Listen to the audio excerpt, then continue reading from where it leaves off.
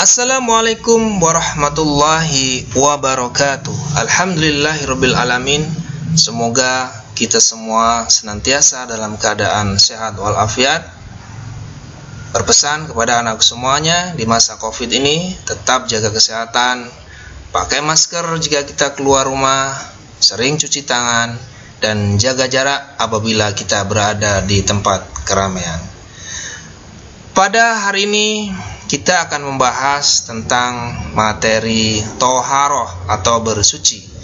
Jika pada minggu yang lalu kita membahas tentang bersuci dari najis, maka pada kesempatan hari ini kita akan membahas tentang bersuci dari hadas.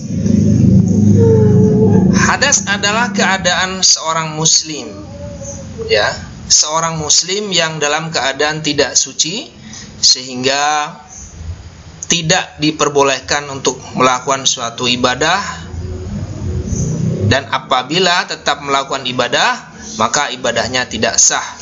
Misalnya sholat, tawaf, baca Quran, atau yang lain sebagainya. Hadas dibedakan menjadi dua, hadas kecil dan hadas besar. Yang pertama kita akan membahas tentang bagaimana kita bersuci dari hadas kecil.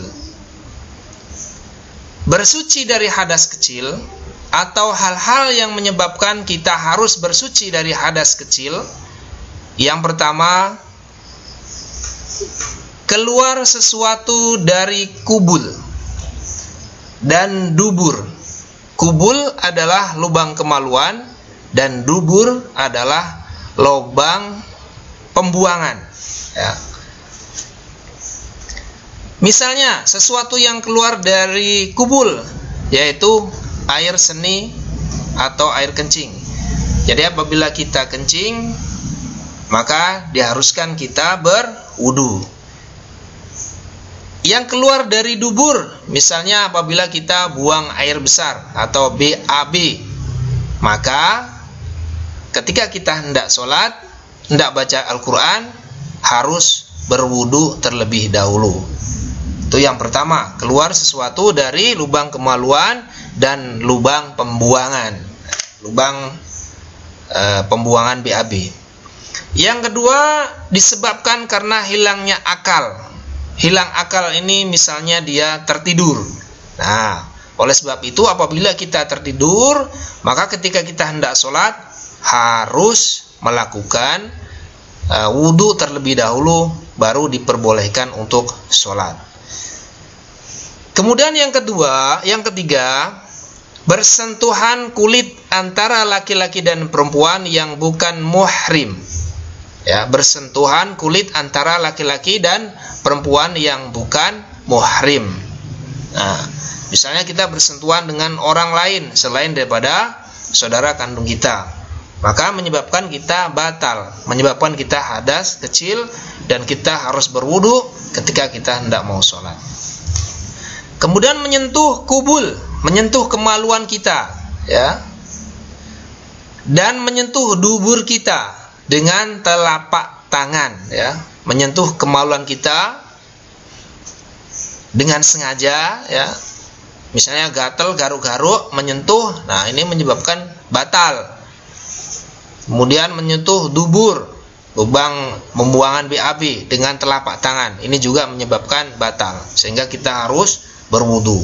Nah, jadi 4 hal ini cara bersucinya yaitu dengan berwudu. Apabila kita tidak mendapatkan air karena suatu sebab, ya, karena hal misalnya dalam perjalanan atau karena sakit, maka bersuci dari hadas kecil bisa dilakukan dengan tayamum. Adapun cara bersuci dengan tayamum nanti akan kita bahas di materi selanjutnya. Kemudian selanjutnya tentang bagaimana kita bersuci dari hadas besar. Ya. Kita terkena hadas besar apabila kita mengalami atau melakukan hal-hal sebagai berikut. Yang pertama, apabila sudah berkeluarga, melakukan hubungan suami istri. Nah, itu yang pertama. Kalau yang belum berkeluarga, haram hukumnya karena ini zina. Kemudian yang kedua, keluar air mani. Ya, keluar air mani. Misalnya yang sudah balik, mimpi basah atau mimpi berhubungan badan sehingga keluar air mani. Nah, ini wajib bersuci dari hadas besar. Ataupun keluar dengan cara disengaja. Nah, kemudian yang ketiga, bagi wanita mengalami haid atau menstruasi. Jadi apabila sudah selesai masa haid atau masa menstruasinya, maka harus bersuci dari hadas besar. Kemudian yang keempat, melahirkan. Nah, ya. Yang kelima, nifas. Nanti akan kita bahas tentang nifas. Yang keenam, meninggal dunia. Jadi orang yang meninggal dunia itu dalam keadaan hadas besar, sehingga ketika selesai dimandikan maka wajib diwudukan, ya, wajib diwudukan. Jadi yang memandikan mewudukan jasad yang sudah meninggal tadi. Itu adalah 6 hal di mana apabila kita terkena atau kita melakukan salah satu di antara 6 hal tersebut, maka kita harus bersuci dari hadas besar. Bagaimana cara bersucinya? Nah, cara bersuci dari hadas besar adalah dengan melakukan mandi wajib. Bagaimana caranya mandi wajib? Caranya mandi wajib adalah membasahi seluruh tubuh kita dari ujung rambut sampai dengan ujung kuku kaki. Nah, itu cara. Jadi semuanya harus basah. Adapun tata cara mandi wajib nanti akan disampaikan di materi selanjutnya. Nah, itulah anak-anakku tentang hal-hal yang menyebabkan hadas besar. Tadi ada 6 hal, ya. Apabila kita melakukan salah satu di antara 6 hal tersebut, maka kita harus mandi wajib. Nah, anak-anakku semuanya, terkait dengan hadas besar, ada hal yang sangat penting untuk dipelajari, khususnya bagi perempuan, ya, di mana hal ini tidak dialami oleh laki-laki. Nah, yang pertama apa? Yang pertama, masalah haid, ya. Masalah haid. Nah, haid ini hanya tentunya dialami oleh perempuan, tetapi seorang laki-laki harus tahu juga tentang masalah ini sehingga bisa memberitahu atau menyampaikan ilmu yang sudah kita ketahui kepada orang lain, kepada kakak kita atau kepada adik kita. Yang pertama adalah darah haid. Apakah yang dimaksud dengan haid? Haid itu adalah darah yang keluar dari seorang perempuan di mana dia dalam keadaan sehat, ya. Ini fitrah, ya. Setiap wanita harus mengalami haid karena ini wujud dari kesehatan secara fisik. Nah, adapun ciri-ciri darah haid, yang pertama adalah kental. Nah, ini harus diperhatikan bagi yang perempuan nih. Yang pertama adalah kental, kemudian hangat pada saat keluar, ya. Baunya tidak sedap, warnanya hitam merah tua. Kemudian apabila berangsur-angsur masa haidnya habis, maka darah itu berubah menjadi bening. Nah, bagi kamu khususnya perempuan yang sudah mengalami menstruasi atau haid, maka bersyukurlah kepada Allah Subhanahu wa taala karena kamu memiliki organ kewanitaan yang berfungsi secara normal. Nah, apabila yang sudah memasuki masa haid tetapi belum haid, maka perlu untuk berkonsultasi kepada dokter. Barangkali ada suatu hal yang menyebabkan kalian yang sudah seharusnya haid tidak mengalami haid. Lalu kapan perempuan itu mengalami haid? Nah, perempuan mengalami haid rata-rata saat berumur 9 tahun, ya.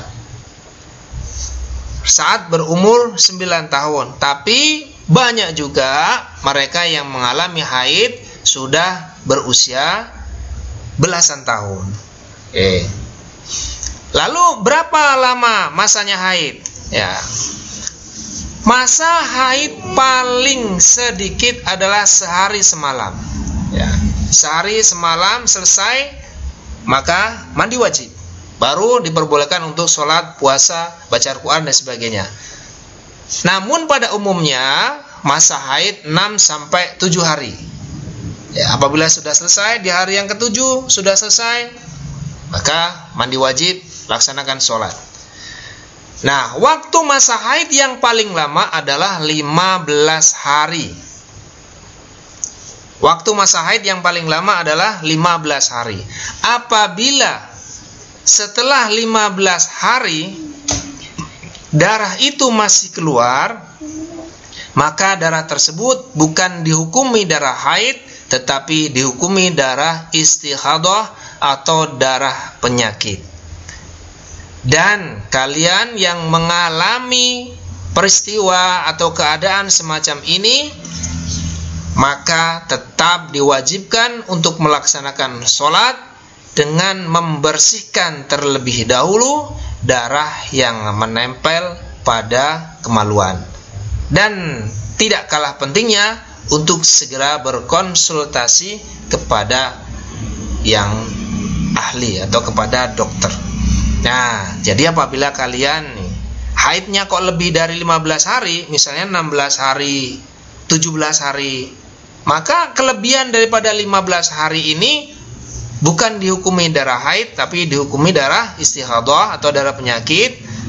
Dan di hari yang ke-16, 17 dan seterusnya apabila masih mengalami keluarnya darah, itu kalian tetap diwajibkan untuk melaksanakan sholat 5 waktu. Tetapi harus terlebih dahulu dibersihkan darah yang ada pada kemaluan, ya. Tidak perlu mandi, tidak perlu mandi wajib karena tidak dihukumi darah haid, tapi cukup dibersihkan saja. Nah, itulah anak-anakku terkait dengan darah haid, ya. Jadi masanya tadi paling sedikit 1 hari, ya, sehari semalam, kemudian sampai 7 hari, dan paling lama waktunya 15 hari. Nah, apabila setelah selesai masa haidnya, maka segera lakukan mandi wajib. Baru setelah itu kalian boleh melaksanakan ibadah sholat 5 waktu, boleh berpuasa, boleh membaca Al-Quran, boleh berhubungan suami istri bagi yang berkeluarga, dan lain sebagainya. Kemudian yang kedua, darah yang keluar dari seorang perempuan itu namanya darah nifas, ya, darah nifas. Tadi sudah disebutkan, nifas salah satu asbab seseorang harus melakukan mandi wajib. Nifas adalah darah yang keluar sesudah melahirkan, ya. Nifas adalah darah yang keluar sesudah melahirkan, walaupun hanya segumpal darah saja. Karena sedikit atau banyaknya nifas yang keluar itu tidak sama atau bermacam-macam. Ada yang sedikit, hanya yang setetes saja. Ada yang keluar terus-menerus dalam sehari, atau bahkan ada yang keluar terus-menerus dalam 2 hari. Namun rata-rata perempuan mengalami nifas itu kurang lebih selama 40 hari. Dan paling lama 60 hari. Nah, apabila seseorang setelah melahirkan, maka tidak diperbolehkan untuk melaksanakan sholat, puasa, dan lain sebagainya dengan jangka waktu atau paling lama 60 hari, ya, 60 hari, 2 bulan. Nah, setelah itu apabila masih ada darah yang keluar, maka tidak dihukumi sebagai darah nifas dan diwajibkan untuk melaksanakan sholat. Tapi setelah melahirkan dengan masa 40 sampai 60 hari dilarang melaksanakan sholat. Ya, dilarang melaksanakan sholat. 60 hari adalah waktu paling lama. Nah, kalau 40 hari, 42 hari ternyata sudah bersih, nifasnya, darahnya sudah tidak ada lagi, maka diwajibkan untuk sholat. Tetapi waktu paling lama itu 60 hari. 50 hari masih keluar, 55 hari masih keluar, 59, 60 hari masih keluar. Nah, maka ini namanya darah nifas, tidak diperbolehkan sholat. 61 hari kok keluar. Nah, yang hari yang ke-61 ini harus melaksanakan sholat. Itu terkait dengan darah nifas. Kemudian yang ketiga, namanya darah istihadah atau darah penyakit, ya. Darah penyakit ini darah yang keluar bukan di masa-masa haid, ya, ataupun bukan di masa nifas, ya. Tidak masa haid, belum waktunya haid kok keluar darah. Karena kemungkinan ini darah istihadah. Oke. Nah, darah istihadah ini ada 4 macam, ya. Darah istihadah ada 4 macam. Yang pertama, keluar kurang dari masa haid, ya. Keluar kurang dari masa haid. Kemudian yang kedua, keluar lebih dari masa haid, ya. Keluar lebih dari masa haid. Yang ketiga, keluar sebelum usia haid atau setelah masa menopause. Nah, menopause ini masa seorang perempuan tidak mengalami haid lagi. Yang keempat, keluar lebih lama dari maksimal masa nifas. Nah, ini yang sudah disampaikan tadi, ya. Ini yang pertama, keluar kurang dari masa haid. Nah, masa haid itu waktunya haid. Kemudian yang kedua, keluar lebih dari masa haid. Tadi masa haid lebih maksimalnya 15 hari, ya. 16 hari masih keluar, namanya istihadah. Keluar sebelum usia haid. Usia haid 9 tahun. Nah, 7 tahun sudah keluar darah, maka kemungkinan itu darah istihadah. Harus segera periksa ke dokter. Keluar setelah masa menopause, ya, barangkali kita punya ibu, punya nenek yang sudah tua, yang sudah tidak haid tapi tiba-tiba keluar darah. Nah, kemungkinan itu darah istihadah, harus periksa ke dokter. Kemudian yang keempat, keluar lebih lama dari maksimal masa nifas. Maksimal masa nifas tadi adalah 60 hari. Maka apabila lebih dari 60 hari masih ada darah yang keluar, nah itu adalah darah istihadah. Nah, seorang perempuan yang mengeluarkan darah istihadah ini tetap diwajibkan melaksanakan sholat dan puasa apabila di bulan Ramadan. Tetapi hendaklah dia terlebih dahulu membersihkan darahnya pakai pembalut, kemudian ambil air wudhu, dan tidak perlu mandi wajib. Nah, itulah anak-anakku tentang hadas, ya. Jadi hadas tadi dibedakan menjadi 2, hadas kecil dan hadas besar. Hadas kecil cara bersucinya dengan berwudu ataupun tayamum. Adapun hadas besar cara bersucinya dengan melakukan mandi wajib ataupun dengan tayamum apabila kita mengalami suatu keadaan yang tidak menemukan air ataupun tidak boleh bersentuhan dengan air. Baiklah anak-anakku semuanya, apabila ada materi yang sekiranya yang Bapak sampaikan tadi belum dapat dipahami, boleh kalian pertanyakan, ya. Boleh di kolom komentar atau melalui WhatsApp. Kepada anak semuanya, semoga video ini bermanfaat untuk kalian semuanya, ya. Baik kalian agar selalu mendapatkan notif atau pemberitahuan apabila ada video terbaru dari Bapak, maka jangan lupa like dan subscribe, ya, karena like dan subscribe gratis tetapi bermanfaat, ya. Artinya apabila Bapak melakukan pembelajaran via daring via YouTube, maka yang sudah like akan memperoleh pemberitahuan di akun YouTube-nya. Oleh sebab itu, yang belum subscribe silakan subscribe, yang sudah subscribe Bapak ucapkan terima kasih. Baiklah, kita tutup pembelajaran pada hari ini dengan doa kifaratul majlis. Subhanakallah bihamdika asyhadu alla ilaha illa anta astaghfiruka wa atubu ilaik. Assalamualaikum warahmatullahi wabarakatuh.